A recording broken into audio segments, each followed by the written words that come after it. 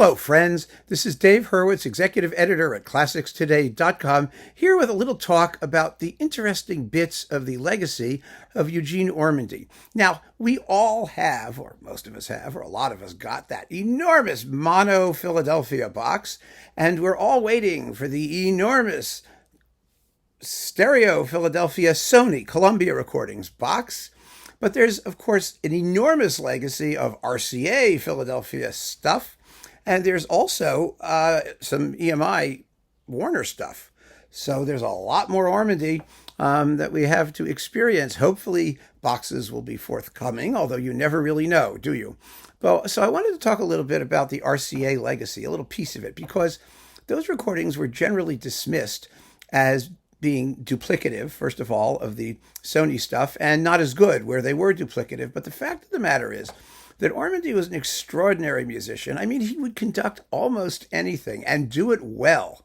He was a supreme professional. And I know that's like considered icky in the arts world.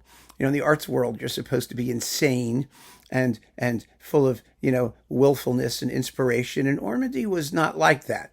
Ormandy was a pro. And I like a pro. It was H.L. Mencken's famous statement, all I'm asking for is simple competence in anything from adultery to zoology. Well, Ormandy was kind of like that. It was extraordinary competence. We're not talking about simple, basic competence. We're talking about genius level competence and talent. He really was. And he would conduct just about anything, and he put his personal stamp on a hell of a lot of it. And the RCA stuff is desperately in need of remastering because a lot of it was just abysmally recorded. And I mean, the Mahler 2 that he did, his remake, it's practically unlistenable. There's so much distortion. I don't know if it could ever be fixed. But, some of it can be cleaned up considerably, I think. And I have 3 titles here that just show you what an enormous range and open-mindedness he had. And I just love that openness because for me, it bespeaks an incredible love of music and a lack of prejudice and snobbery and all the things I dislike about the classical music world. So here are 3 very, very different pieces. First, this really blows my mind. This is coupled with the Ashkenazi Rachmaninoff Piano Concerto No. 3, which is pretty marvelous, by the way. It's Ashkenazi's best Rachmaninoff 3, arguably. But there's also, it's coupled, believe it or not, with the Yellow River Concerto, with the Central Philharmonic Society of the People's Republic of China. It's kind of amazing here, isn't it? With Daniel Epstein, piano, and let's see, who else is this? This Murray Panitz or something like that is playing the bamboo flutes, and Herman Lee the pipa. Yeah. So we've got the Yellow River Concerto, which is one of those collective endeavors that came out of communist China that got 15 minutes of fame, and it sounds sort of like techie Hollywood film music with pentatonic melodies, and it's really rather charming. It has 4 movements: the Song of the Yellow River Boatman, and the Ode to the Yellow River, and the Yellow River in Wrath, and Defend the Yellow River. Yes, defend it. Well, now that sort of communism, that collectivized communism, is sort of out of fashion, the Yellow River Concerto has sort of gone by the wayside. I mean, what did you really expect? But Ormandy did it. I mean, he did it. Maybe it was a political gesture of goodwill at the time. I don't know. What was the recording date here? 73 or so? Somewhere around there. Rather fascinating. I mean, but he did the Yellow River Concerto. How many people remember that? I didn't, but it's here, coupled to Rachmaninoff. So yeah, there's one. Next.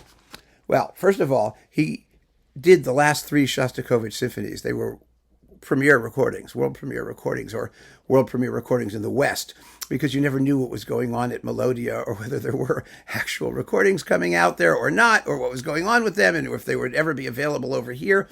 Effectively, these were the premiere recordings. In fact, the Babi Yar, the 13th Symphony, was smuggled out of the country by Rostropovich in the original version and given to Ormandy so that he could do the Western premiere, which was really kind of an amazing thing.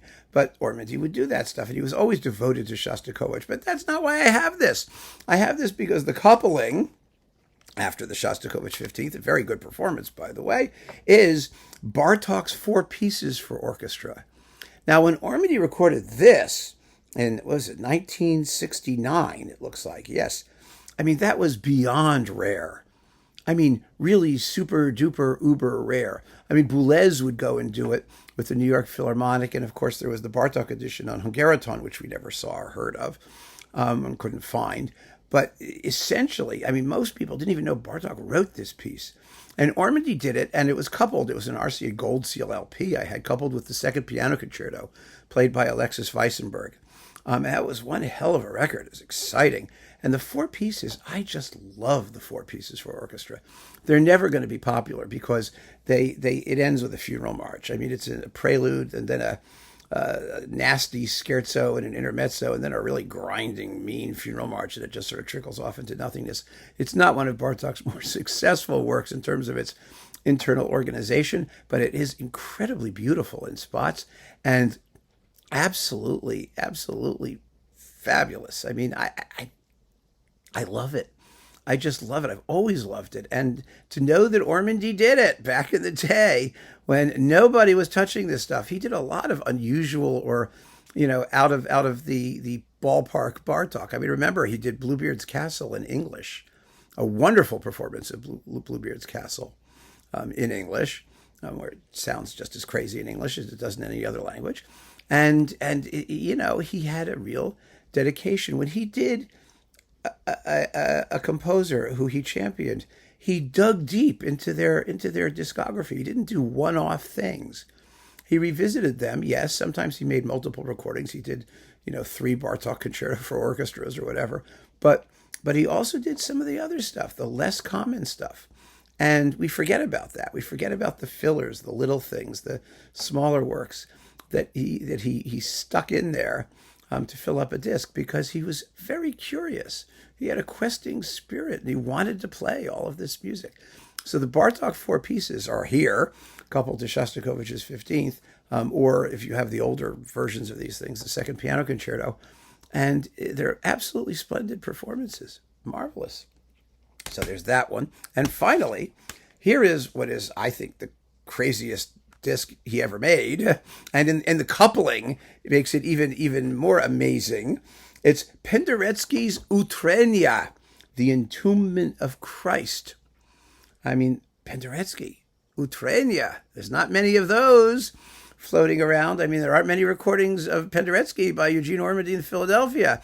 There weren't many recordings of Penderecki by American ensembles anywhere at the time that he did this. It was 1970.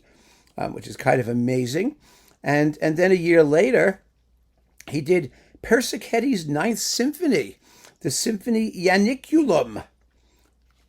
When was the last time we heard that? That's a one movement thing, basically. Yeah, it's like 23 minutes long. I mean, Persichetti was a Philadelphia composer. He's known for his keyboard music. He was known for his piano sonatas back when he had his 15 minutes of fame. I enjoy his music very much. He wrote a lot of terrific music. But 9 symphonies or more, a whole bunch of symphonies. And here's the 9th, coupled to Penderecki's Utrenja. Now, where are you going to find anything like that being done by the major American orchestras in the 1970s, the top 5, the big 5 with their conductors? I mean, it wasn't until New York and Boulez got together that they started doing Elliott Carter and Verez and all that stuff. But even so, I mean, this was really, really special. And I remember when I first heard this, I was classical music director at WJHU in Baltimore, and I was in the record library, and we had, of course, all the it was done by label and catalog number, and I'm like wicking through here, wicking through sideways, looking at all of the stuff, and I was like, Penderecki, Utrenja, Eugene Ormandy. You have to be kidding. But he did it with the Temple University Choir and some Polish soloists, well, at least one of them. And wow, baby, quite special. So Penderecki and Persichetti, the 2 Ps together on one CD. You aren't going to find its like again anytime soon. Of course, nowadays, we've got tons of Penderecki and stuff like that. But this was really special in 1970. And it's a tribute to Ormandy and the interest he had in music of different styles and the kinds of things he was willing to do, that we have records like this. And there are quite a few more. There really are. I mean, it wasn't a one-off thing. Remember his premiere Mahler 10th, and he did Webern's in Sommerwind, and he did all kinds of interesting stuff.